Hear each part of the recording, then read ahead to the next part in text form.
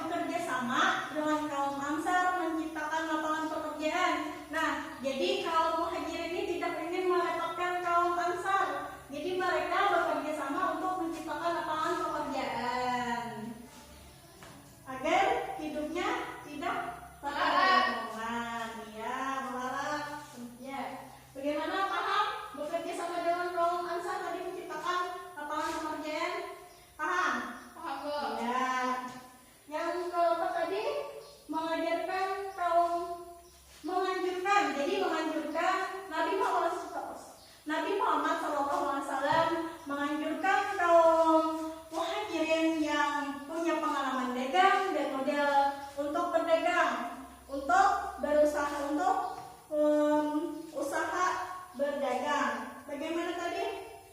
Rabiatul Zahra nomor 4. Menganjurkan Kaum muhajirin yang punya pengalaman pengalaman dan modal untuk bekerja menjadi pedagang. Nah, Ulangi, Nur Muslimah Adini tadi apa?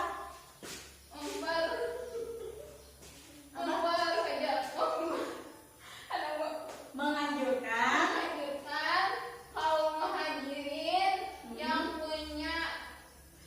punya pengalaman dan modal dalam perdagangan untuk berdagang. ya. Sedangkan kaum muhajirin yang tidak pengalaman, Nabi Muhammad SAW menganjurkan untuk Berusaha. berdagang, bertani. Tadi ada saya sebutkan namanya. Untuk apa tadi?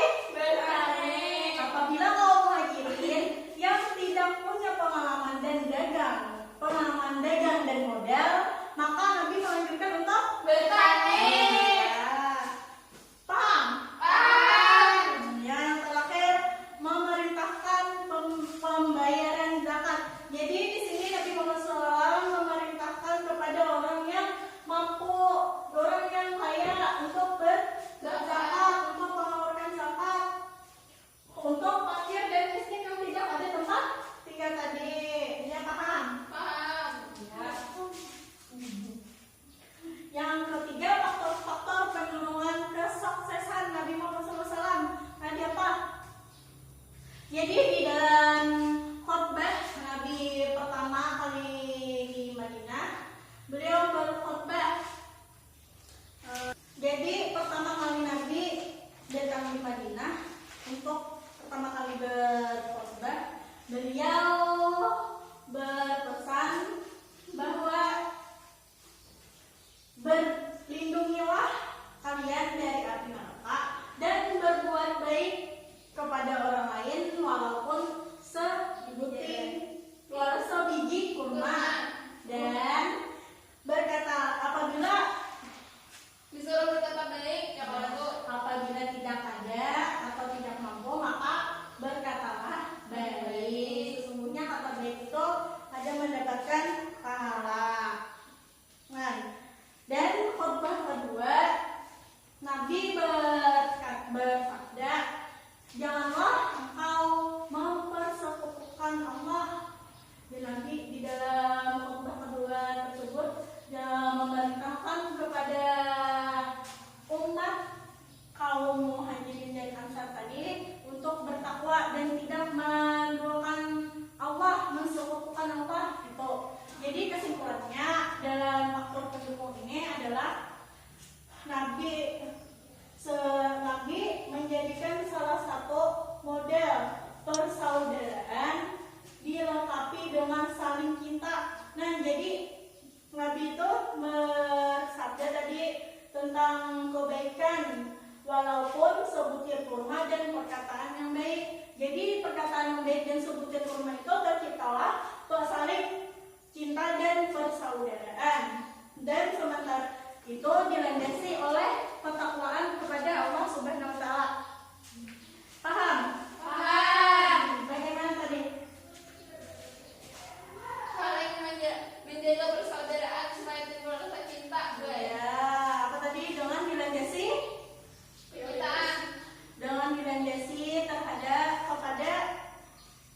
dilandasi keimanan kepada Tuhan Yang Maha Esa. Bagaimana? Apa paham? Paham.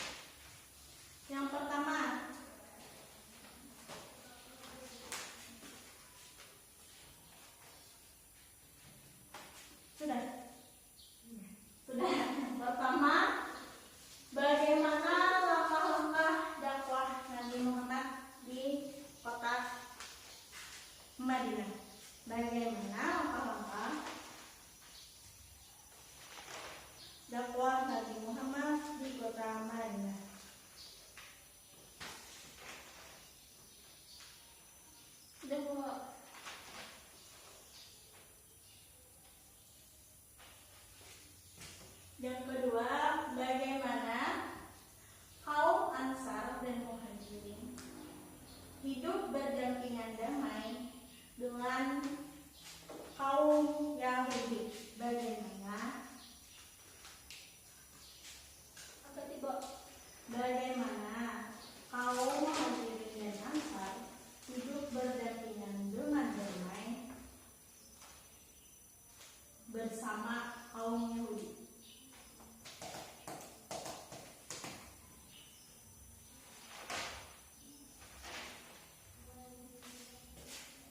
Soalnya 3. Yang terakhir, udah.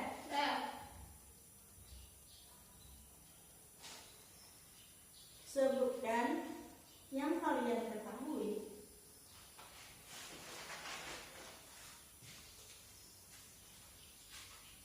metode yang dipakai Nabi Muhammad SAW dalam membangun perekonomian masyarakat Madinah. Yang kalian ketahui ada berapa? Sudah? Ya, silakan kerjakan nomornya. Nanti kita tukar sama temannya. Kita koreksi.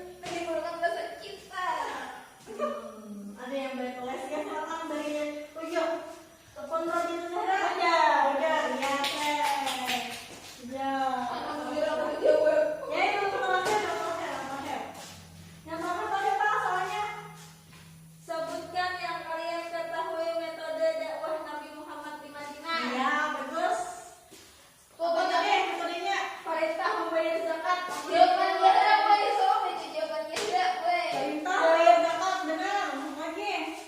Perintah bayar zakat, weh. Eh. Habis itu muhajirin yang Apalagi apa yang muslim lagi nih? perintah bayar zakat. Perintah bayar zakat, weh. Kaum muhajirin sampai beda. Tuh kita Nah, bertiga. Kaum muhajirin yang 30 boleh sudah penting jawabannya 30 tadi jawabannya 2 tulislah 2 nah kali jawab ya 10 lah tuh 10 sebutin aja tadi ya 10 tulis ini tuh kompol soal juga satu siapa sudah sudah kok. ya kita simpulkan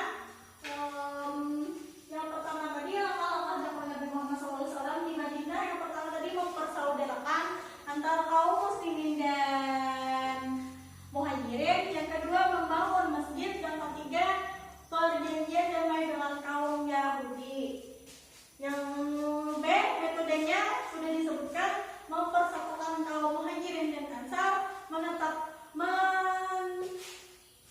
menempatkan orang-orang fakir miskin yang tidak ada tempat tinggal di masjid.